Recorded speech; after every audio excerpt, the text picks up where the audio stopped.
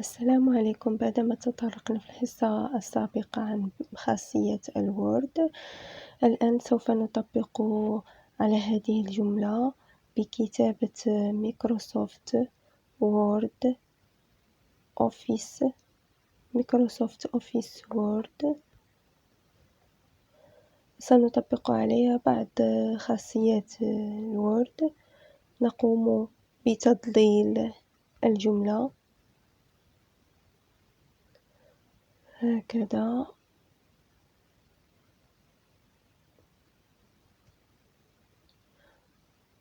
بعد ذلك نذهب إلى أيقونة تغيير الخط ستيل d'écriture. هناك العديد من الأشكال تاع الخطوط، نختار واحدة منها. كما تشاهدون العديد منها من الخطوط، نختار واحدة. سوف أختار هذا الخط. كما تشاهدون أصبح هكذا خط الجملة بعد تغييرها. نقوم أيضا بتضليل الجملة ونذهب إلى أيقونة taille de police، يعني تغيير أو تكبير في الجملة. كما تشاهدون أصبحت الجملة كبيرة ثم صغيرة ثم كبيرة. يعني نختار أي رقم. سوف أختار الرقم مثلا الرقم 22 مثلا، هكذا كما تشاهدون. بعد ذلك نفس الشيء، نقوم بتضليل الجملة. وهناك طريقة أخرى، يعني دون الذهاب إلى taille de police. نعمل أول شيء نسيليكسيونيو لا فراز، بعدها نروح لأيقونة agrandir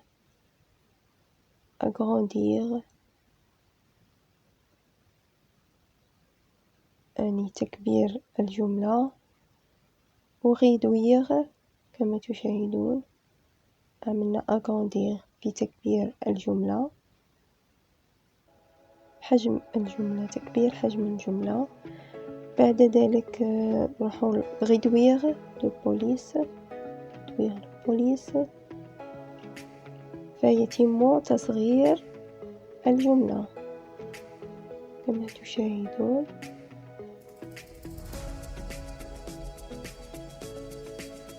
تكبيرها agrandir وتصغيرها réduire.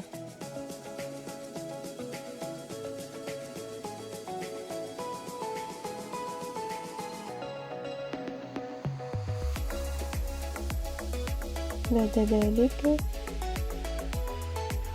نعمل نفس الشيء، نقوم بسيليكسيوني لا فراز،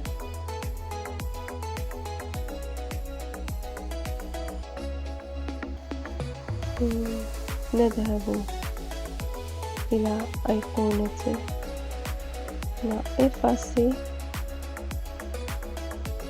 فترجع عندنا تصبح عندنا الجملة كما كتبناها في أول مرة هكذا. لا ترون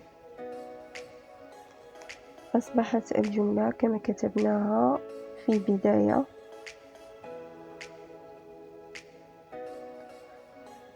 بعد ذلك نقوم بتضليل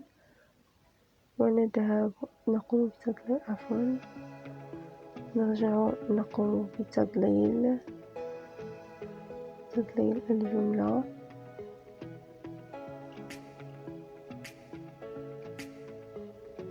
ونذهب إلى أيقونة غرا،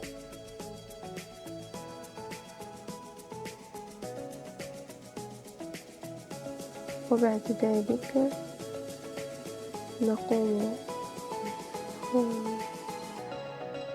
نقوم بتضليل الجملة،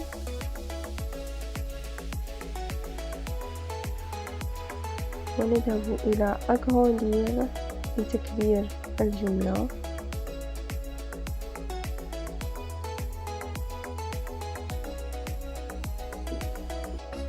بعد ذلك نرجع نعمل تضليل الجملة، ونروح لإيطاليك، يعني يصبح الجملة تصبح نوعا ما شكل هكذا مائل كما تشاهدون. رجعت كيف ما كانت، نرجع نعملها مائلة.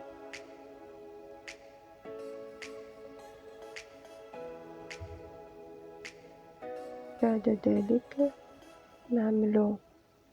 نروح أيقونة سيليكسيوني لا فراز. هذه الأيقونة يعني نقدر نوضع خط على الجملة، سوف نقوم بتضليلها وتشاهدون التطبيق. نروح الأيقونة ونطبق على الجملة، نوضع خط كما تشاهدون. وهناك في نفس الأيقونة هناك عدة خطوط، سنرجع لنفس الأيقونة لتضليل الجملة. بعد ذلك نروح نفس الأيقونة سيليكسيوني، ونضغط على السهم في الجانب لنرى عدة خطوط كما تشاهدون، عدة خطوط.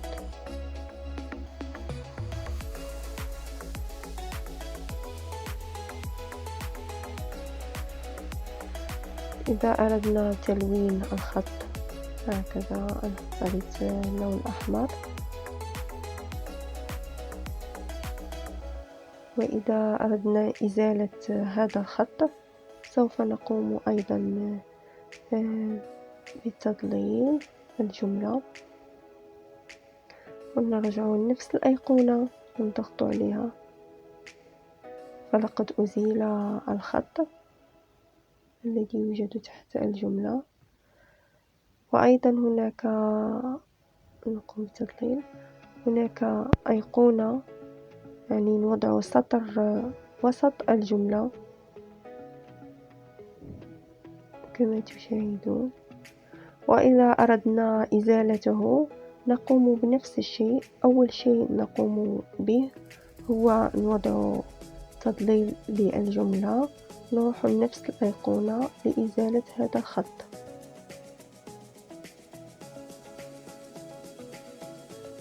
بعد ذلك نقوم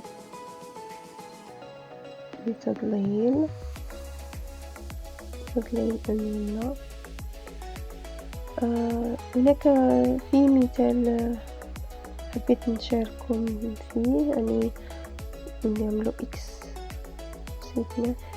في بعض الأحيان نوجد في التكست نوجد أرقام فوق مثلا، أو كتابة يعني على شكل فوق مثلا كإكس أس 2 مثلا. عندنا هنا غنعملو إكس، غنروحو الأيقونة اللي فيها أس، نضغطو عليها، تعطينا كما تشاهدون، نضغطو عليها تعطينا إكس أس 2 كما تشاهد، فأصبح الرقم 2 فوق. وإذا أردنا يعني إضافة بعض الأرقام مثلا هكذا، كما ترون أرقام تصبح فوق. وإذا مثلا صادفنا يعني نلقاو رقم يعني يكون تحت، نقدروا نضغطوا على نفس الشيء على الأيقونة اللي في جنبها، كاين يعني فوق كاين تحت، يعني أس ولا لا يعني أس تحت كما تشاهدون. يعني هذا مثال يعني بسيط من خاصية الوورد. نرجع للجملة الأساسية اللي عندنا، نطبقوا عليها بعض الخاصيات. نعملوا sélectionner la phrase Microsoft Office Word. بعد ذلك نقوم نذهب إلى أيقونة couleur de police، ونقوم بتلوين الجملة هكذا. اختار أنا اللون مثلا بنفسجي.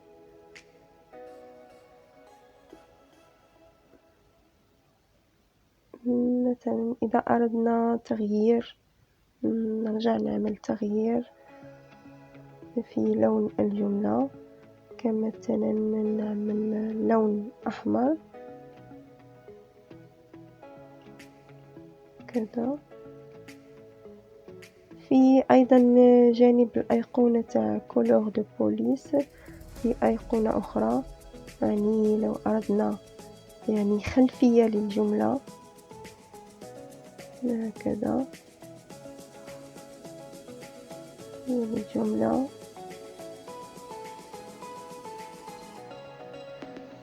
هكذا نقوم.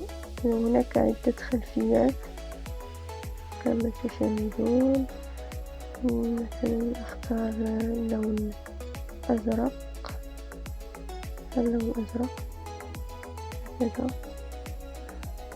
إذا أردنا إزالة هذه الخلفية الملونة، نقوم أيضا بالرجوع إلى نفس الأيقونة بعد سيليكسيون، ونزيل هذا اللون بهذا الشكل. نضغط على السهم، نروحو aucun couleur فيزالوا هذيك الخلفية، يعني كتزال تصبح عندنا جملة يعني نفس. نرجعو هنا نعملو سيليكسيون ونعملو يعني نغيرو يعني الأسود. هذه بعض الخاصيات يعني اللي حبيت نشاركها معكم فيها. حصة جاية إن شاء الله نطرقوا